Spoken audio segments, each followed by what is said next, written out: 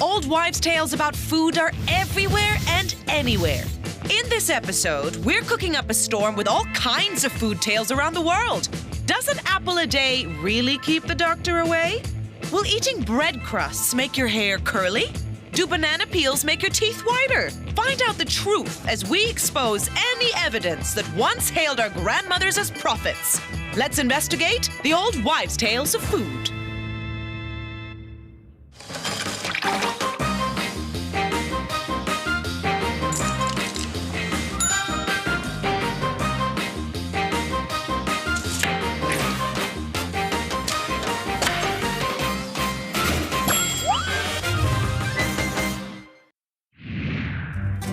Did you know that the classic "an apple a day keeps the doctor away" saying is actually 150 years old? That just goes to show the power and the influence of old wives' tales. Now, how about this one?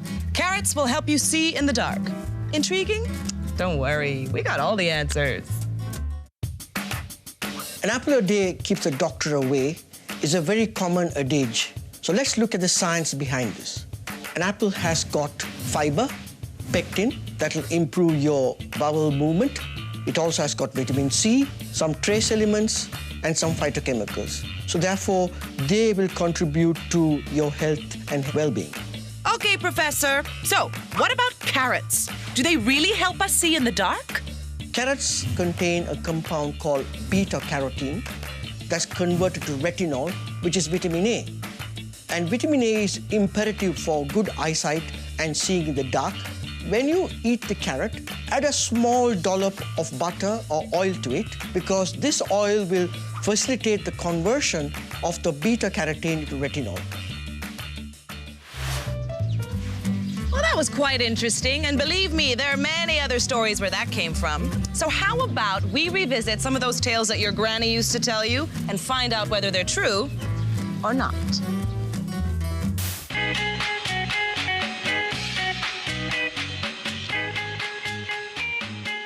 Back in the old days, they said if you want to be smarter, you eat pig's brain. There is no evidence that pig's brain is unique in terms of it having an effect on your cognition or your intelligence. Pig's brain, like all brains, are rich in polyunsaturated fats and omega-3 and many vitamins and minerals. It's unlikely to make you smarter, but it might make you fatter. The secret of having black, beautiful hair is by eating a lot of black sesame seeds.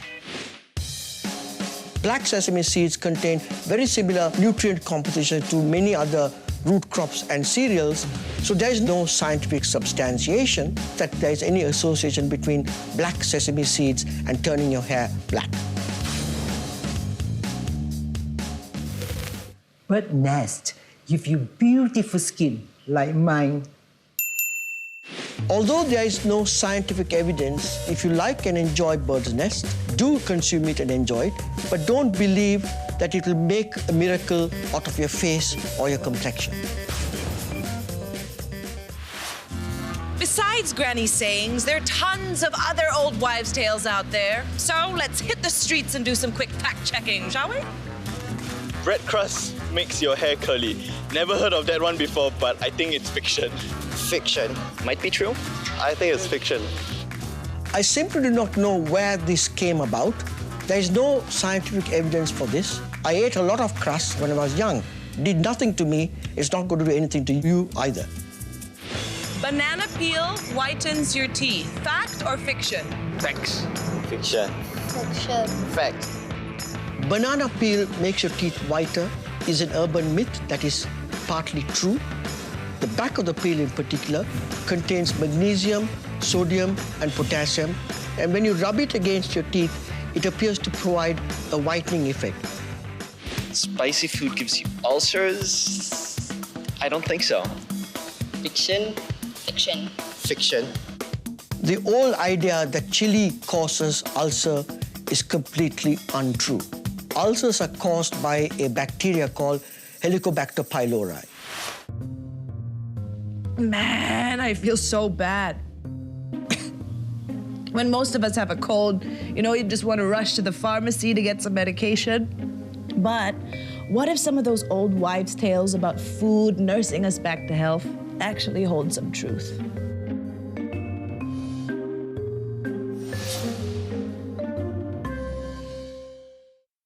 The age-old adage, feed a cold, starve a fever. That's always fascinated me. What are you supposed to feed a cold with? And why do you have to starve a fever? Is this legend or truth? I want to know.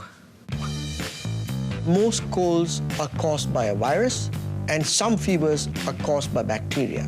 By not eating when you have a fever, the very bacteria that needs nutrients will also be limited to growth because there is no food. So there is some substance in this statement. When it comes to the common cold, they say the ultimate cure is chicken soup and vitamin C. Is it true? Let's squeeze the fats out. Man, what did I just do? Mom! Vitamin C cures the common cold. Absolutely untrue. Sadly, this idea was promulgated by the famous Nobel laureate Linus Pauling and still remains an urban myth. But certainly, vitamin C will not cure your common cold. Interestingly, a chicken soup or a chicken broth has been shown to cure a common cold because there are some dipeptides and proteins in the broth that can increase your immune response. Coming right up, what foods are good for your health? Will eating chocolate ease menstrual cramps? And does the 5-second rule really work? Stay with us to find out the answers.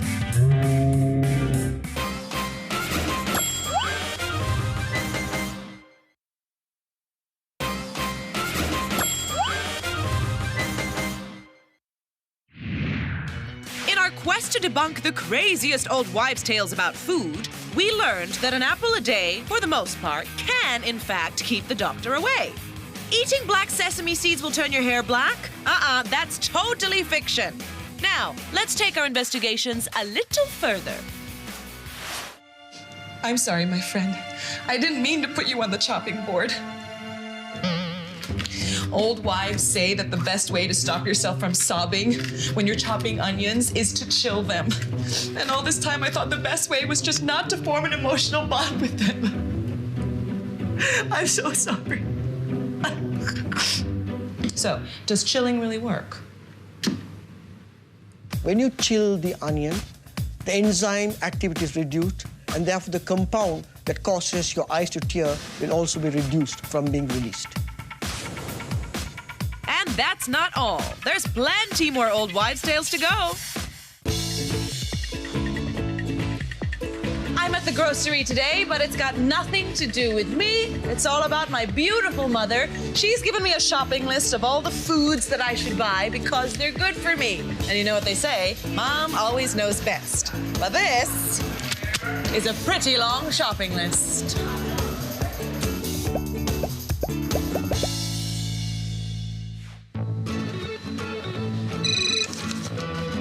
Hello? Yes, Mom. I've got the list. Yep. What do you mean in my tent? I just got here. Yep, spinach. Actually, yeah, I'm looking at the spinach right now. I'm not gonna forget, I promise. Yeah, I know it's good for my strength, Mom. You've been saying that for 30 years. Spinach has got quite modest amount of iron, and so therefore it's not entirely true that spinach will make you healthy and strong. If you really want to get a good source of iron, your best source is red meat, which has got a good amount of iron that is also highly bioavailable. Salmon. Salmon. Hi, Mom. Yep, I'm here with the fish. I'm looking at the fish. It's a very, very big fish. I know it's good for my brain. It's good for my memory. Yep, you tell me every time. Okay, love you too.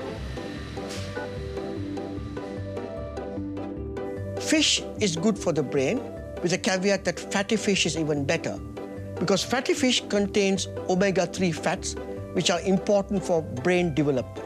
But brain development does not automatically mean intelligence.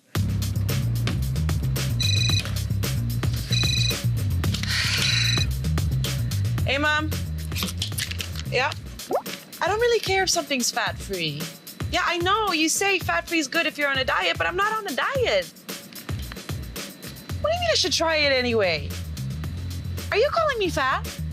There is an urban myth that fat-free means low calories. That is not entirely true, because if you remove fat, you have to replace with something else. It could be carbohydrates, it could be proteins, it could be sugar. Always read the label and don't be disillusioned by the view that fat-free means low calories. There's still a million things on the shopping list. I really need a break. And speaking of millions, there are lots of other old wives' tales out there that deal with numbers.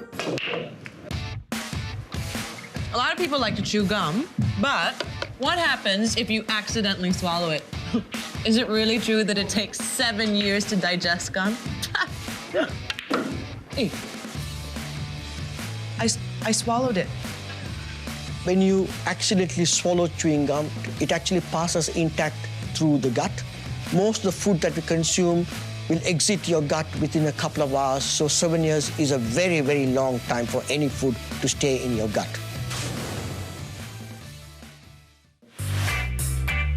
You should not double dip. Come on, we've all done it. I did it again.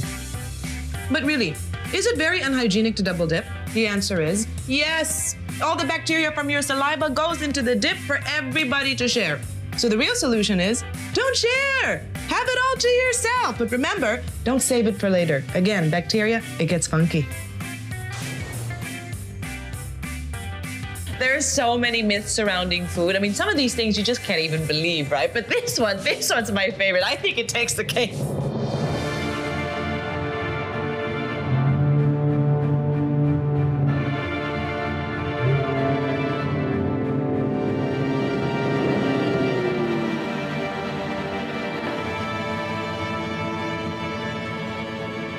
Five-second rule, right? If it falls on the floor, but I'm quick enough, is it still safe to eat? According to the famous 5-second rule, if you pick up food that fell on the floor before 5 seconds are up, it's safe to eat. A study done by Aston University revealed that food retrieved quickly actually has less bacteria than food left on the floor for a long time. But the thing is, be safe. If it fell on the floor, don't eat it. At least wash it. So it appears that not all old wives' tales are that far-fetched. That's why we're revisiting the source. Let's find out some more pearls of wisdom from Granny.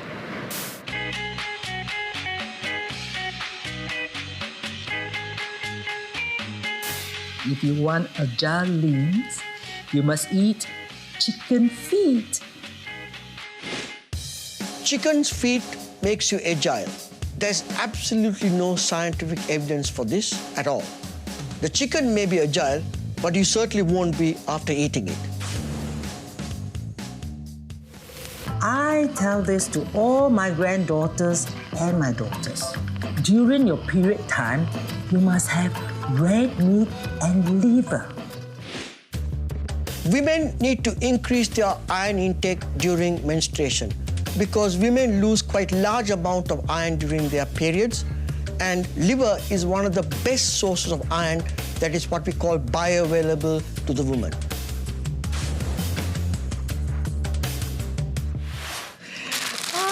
Every mom's the same, huh?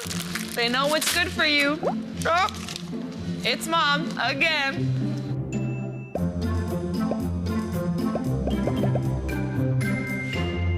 Yes, Mom. No, I'm not gonna buy cranberry juice.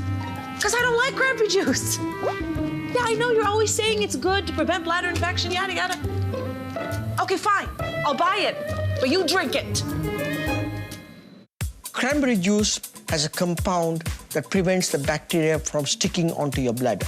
The key point is to always buy pure cranberry juice and not drinks that are cranberry juice flavored sugar water.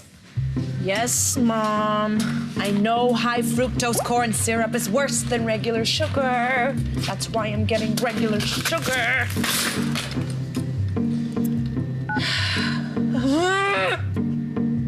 Sucrose, which is sugar, contains 50% glucose and 50% fructose, whereas high fructose corn syrup is 55% fructose and 45% glucose. So there is little difference between the two, and therefore there is no evidence that high fructose corn syrup is worse than sugar.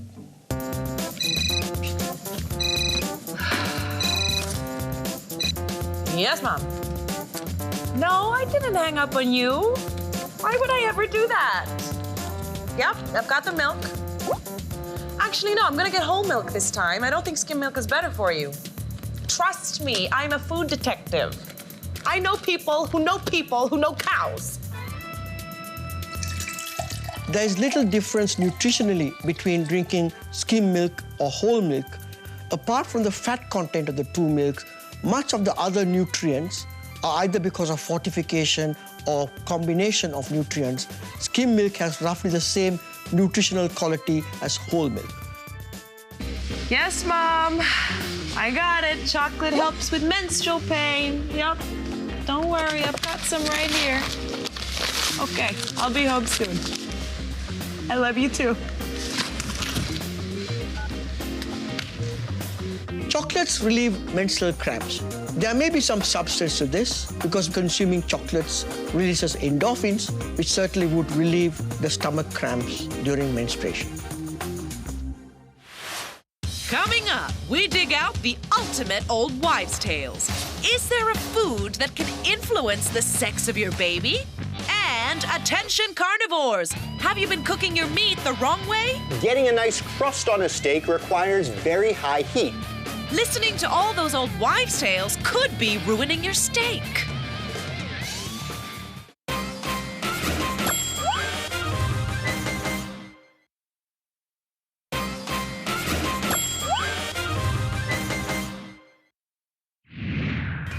After our detective work on the world's biggest old wives' tales of food, we learned that, yes, if you have a cold, chicken soup is the best cure. And we confirmed that the best way to stop tears when cutting onions is to chill them. Now, I'm curious about my meaty protein. Meat. I love meat. But you know what? I'm often confused by meat because there's so many old wives' tales out there about how you should cook your meat and which type of meat is the best. So you know what? I want to clear this up once and for all. So I'm writing to my good friend, who's a meat professional, Chef Dan. I'm also using my favorite stationery, so I hope he likes it. Seriously, Nikki? Maybe you heard of this new thing called email. Next time, save a tree.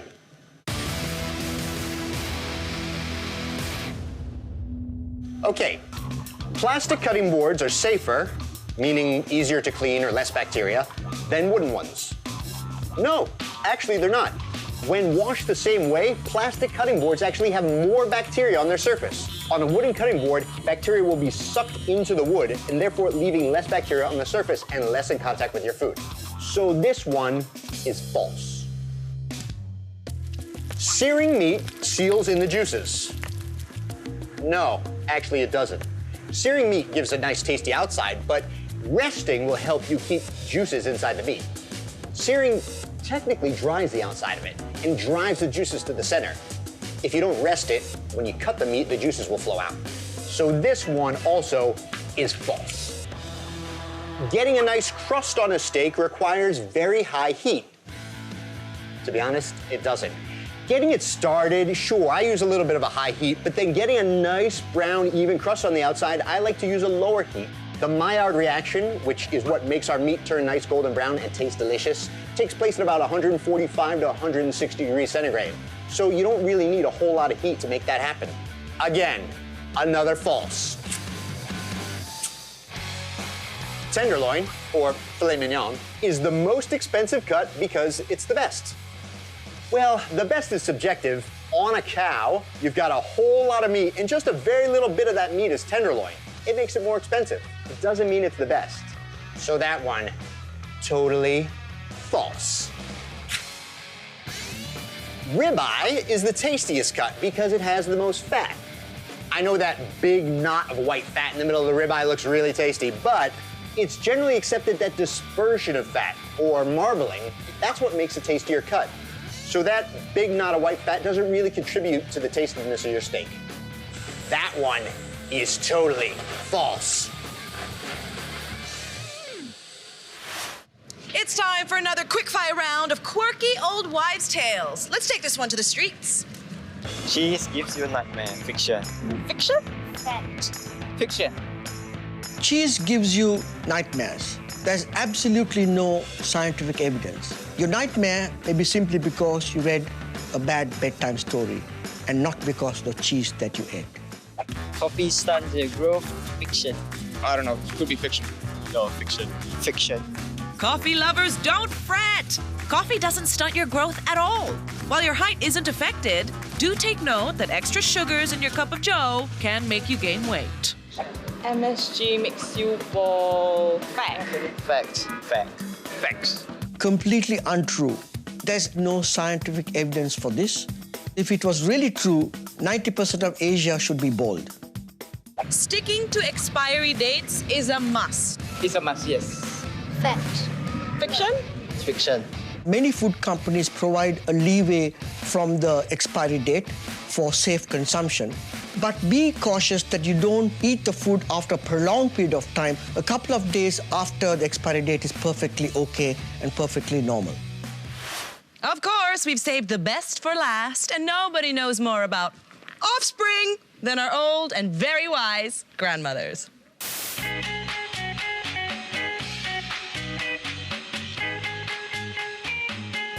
When you are pregnant, do not eat watermelon. It's not good for you. There is no evidence to say that you must avoid watermelon during pregnancy. Watermelons are rich in many minerals, also potassium, but also recently we have found out there is a compound in watermelon that reduces and modulates your blood pressure. The secret of having baby boys is eating bananas. This sounds bananas, but it turns out to be true. The potassium in banana increases the chance of getting a baby boy. But remember that other fruits also have high amounts of potassium. So potassium is a driver that increases your chances of getting a baby boy. I always tell my grandchildren not to eat so much chocolate. It causes them acne. Chocolates cause acne. Completely untrue. There is no evidence that any particular diet causes acne.